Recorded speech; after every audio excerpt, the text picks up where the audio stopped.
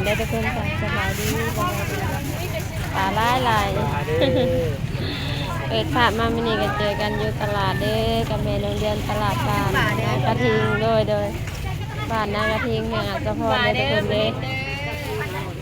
มาเจอกันอยู่ตลาดนะเบิ่งบรรยากาศตลาดไปน้ำกันเลยจ้าแล้วขึ้นขายยังเนมีของป่าขายโบ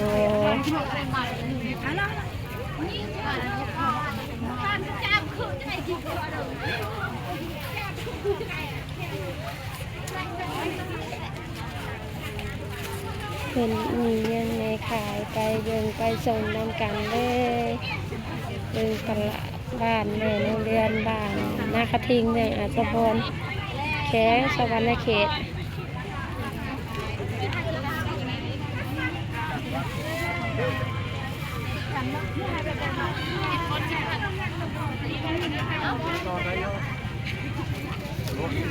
เป็นนานแล้วบ่ได้ลงตลาดเป็นนานแล้วเป็นธรรมดาได้เพิ่นโดย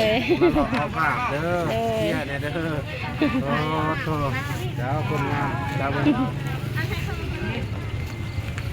บรรยากาศตลาดน้ำกันเลยจ้าเอาเลยได้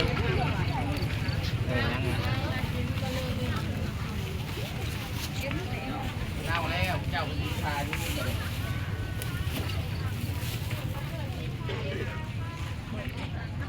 คนน่ะ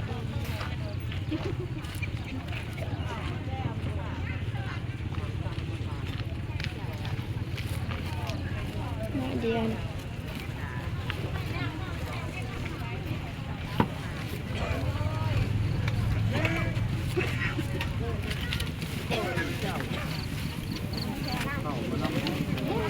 ดูตา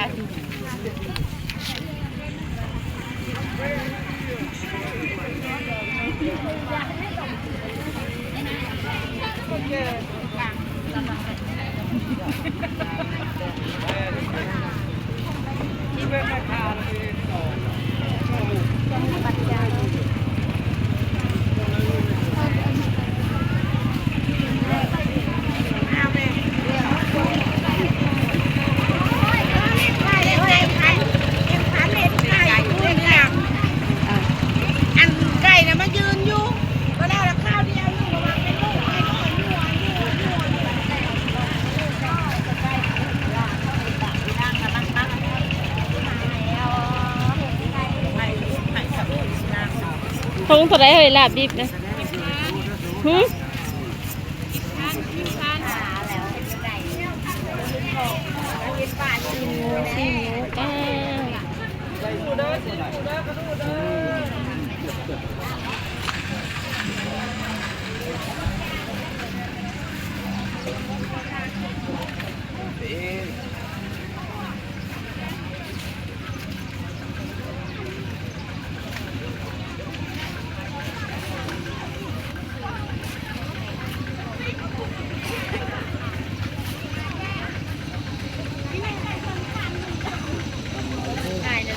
จังตัวเล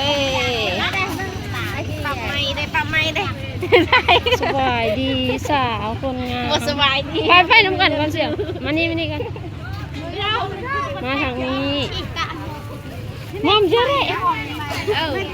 เท่ไว้เลยมอมเยอะไรครับเอาสร้างงานข้างหลังเยอะก็จะนั่นไม่อันบนเบียวตัวซุยตัวบนซุยบางทีหน้าตีตัวแซงขายตรงนี้เจอเอาช่างงั้นใช่ฮักหรอเอาช่างงั้นใช่ไม่รู้อะไรตลุคุยช่างไหมนะจังเขาจีบตักหนาไม่พอเรา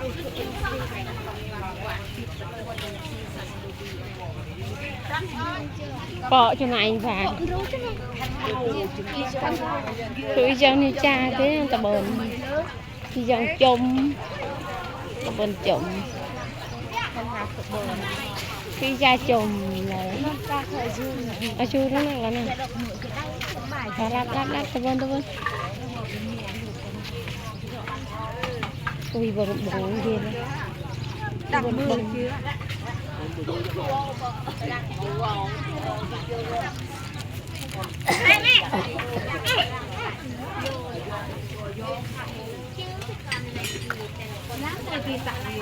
เยอะย้อนแหละเนี่ยเลยก็ฟังหามฟังเขกระเบินจะได้หักกันตะพูดนี่เขาจะไหนปลาใหม่เบินไอ้กี่เคยยังหางแดงทิ้งเบินสบายเบินหรือเปล่าเคยยังหางแดงเล็กเบินเนี่ย